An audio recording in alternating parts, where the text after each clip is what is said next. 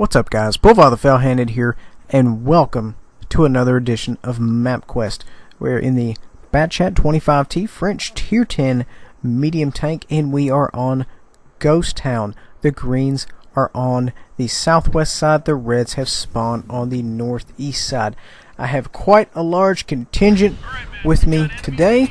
Now, normally I will kind of go from one deep to different levels of platoon, just to kind of give you an idea what to do in a given situation. At one point, I would like to get a map quest done, you know, run through every map by myself, solo dolo. So if there are enough requests for that, I will probably do that series.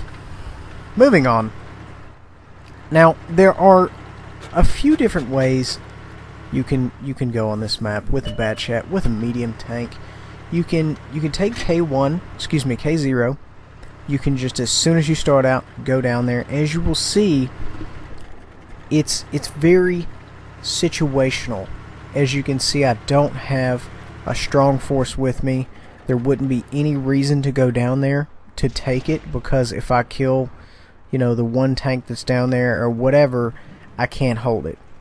They would roll me when I reload, or they would just roll me while I was firing on them. So even though I'm with a platoon, you have to at some point say, hey, let me look at the map, let me see what's going on here and there, you know, what's happening. Now, the heavies on our platoon are engaged. They're in the city, they're doing things.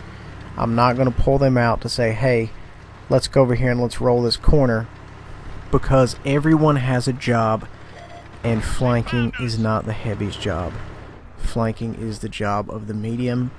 If they pull out and they run this flank with me, tanks ill-suited to do what they are doing will have to perform their role. In other words, you're going to have your mediums getting beat up in place of the heavies, in other words, you know. So, at any rate, the mediums are doing medium things. The Batchats are doing Batchat things. They're doing what they do. They're clipping people out. But at the same time, we want to be cautious. I thought I could fire through that. I thought there was only one layer of concealment between myself and the TD, but there was not. And with a Batchat, you kind of have that you know, that leeway, I guess, because you could put a lot of rounds in somebody. So right now, I just kind of dodged that round, just rocking back and forth. And you know, you don't have to go like an enormous amount when you're trying to flex to dodge rounds. You just have to rock back and forth. The dispersion, his aiming, things will take care of itself. You're going to dodge rounds. It's not. Is it going to be every time? No, absolutely not. You're not going to dodge rounds every time. But you have to do something, guys. You can't just sit there and let somebody shoot you. No freebies. Nobody gets any freebies in this game at all. If they are firing at you, move that tank. If you're in a heavy, angle up. You need to make it as difficult as possible for these guys whom are shooting you. So right now we're in an excellent position. We're behind a little hill of rubble here, and we're putting rounds on this E100. The E100 is most assuredly scoped on that corner, waiting to track me when I pull out, so he and his friends can fire on me. I decided to not play his game. I decided to drop the mag and get ready to take off. As you can see, he's still there. He's kind of looking around, the E100 was, to see what other targets he has. And guys, you know, if you go to an area where there's a TD or there's a heavy hold down and he's not moving, just leave. The thing I see a lot of guys do in these tanks, in these Batchats, is they try to play other people's games. You don't ever play their game, you play your game. Your game is hit and run, high clip potential, high damage. Play their game. Obviously that was a poor shot. Luckily he had a poor shot as well. Now if you look the way his lower plate's angled, his lower plate is running at higher than a 235mm at that particular angle, because his tank was rotated on its axis because he was backed up a hill. So, you know, you're going from 235 to, or excuse me, 239, 235 to maybe 260, 270. So even at a straight 90-degree angle, I still wasn't penetrating his armor. And that's the kind of stuff you're going to have to do on the fly.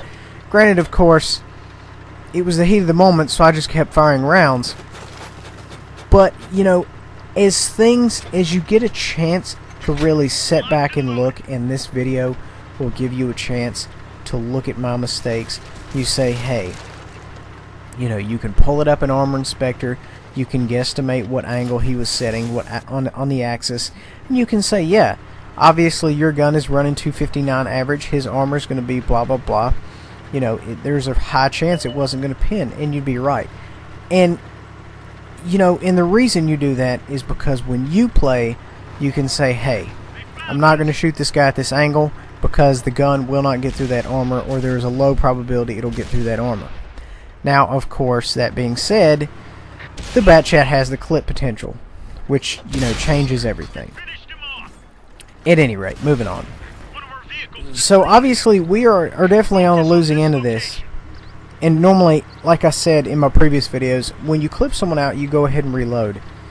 At this stage in the game where there's 3 of us, not gonna reload because I literally have no idea where any of these other enemies are.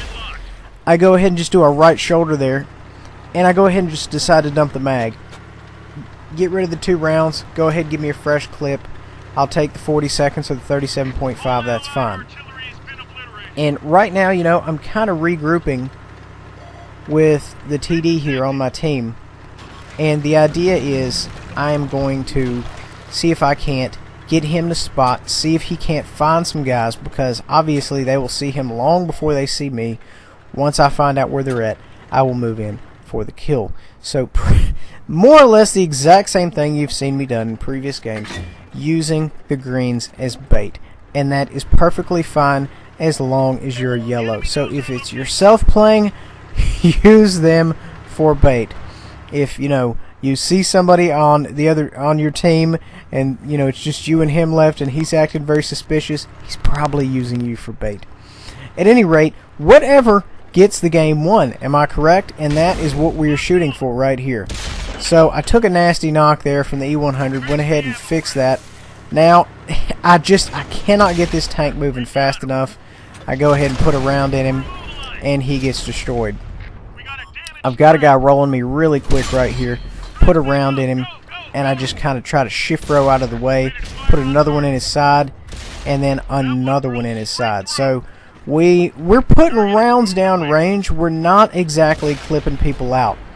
The TD over there is just taking care of business with myself. He killed 2 people that I have significantly weakened. And, you know, that's another reason that I'm over here. Because I know the TD's not just going to let everybody just drive around. He's going to fire at whatever I bring to them. And I'm on their minimap. They know exactly where I'm at. So, you know, that's kind of what we have going on. So I have a full clip here. And this poor 704, I don't know what. Let's blame that on trigger lag. I don't know what I was thinking firing on the ground there. Anyway, trigger lag, that's what we're calling it. Moving on, I'm low health. I've really been in nothing but hand-to-hand combat. So right now, I'm not really looking to win. I just want to do damage before I die. I'm 6th sensed, so someone knows where I'm at. They are tracking me on their map. We've got a couple of theirs lit up. I'm thinking I would like to kill Artie. I would like to catch someone slipping. That is all this tank does. It's designed to catch people slipping. If you're out there and you're not paying attention, or you just fired and a Batchat comes up to you and puts 4 or 5 rounds in you, you're in trouble. You may not be dead, but the fight's going to be knocked right out of you. So we've got artillery right over here. He's hiding, but we're going to go in. We're going to see if we can't get rid of him. And we also have someone AFK for me to farm, which is also a good thing. You know, when you get in here close with artillery, these guys can shotgun you like nobody's business. So we've got a guy here, and we're just going to pump some rounds into him. Why not? And at this point, the game is over for me. I'm physically out of rounds. There's nothing else I can do except cap. That is the only way I can facilitate anything in this game going on. I hate to say it. I know the game's going to get boring now, but that's it. Now, don't get me wrong. When you are out of rounds, there's still things you can do. You can still be useful to your team. You can spot targets. You can, because the enemies have no idea you're empty. You can do area denial. They won't move into an area because they think you're loaded. So on and so forth. So you still have options even when you're empty. Now, it's myself by my lonely. And if you look, there are 2 tanks remaining. Myself and this E50. Or excuse me, myself versus the E50 right over there, as well as another tank. And you can best believe he is going towards me as fast as he can. I don't have any rounds. There's nothing I can do to stop him. I am a one-shot for everything on the board. As a matter of fact, if I go over hump too fast, I will probably die. My only option to win this game is to cap. And these are going to be one of those rare times you actually see me cap, is when I physically have no other choice. I would much rather go for the damage because I am just that type of guy.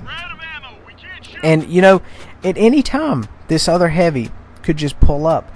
But luckily, I know where he was last seen, and we are quite a distance away. Even though this is a small board, I believe it's 800 by 800. At any rate, when I started capping, he was a pretty considerable distance away. So there you have it. We ended up winning that game. Somehow, I ran out of rounds, and I made a couple really foolish shots. 5,945 damage. Guys, thank you for watching this episode of MapQuest. I'ma catch this motherfucker slipping, slipping.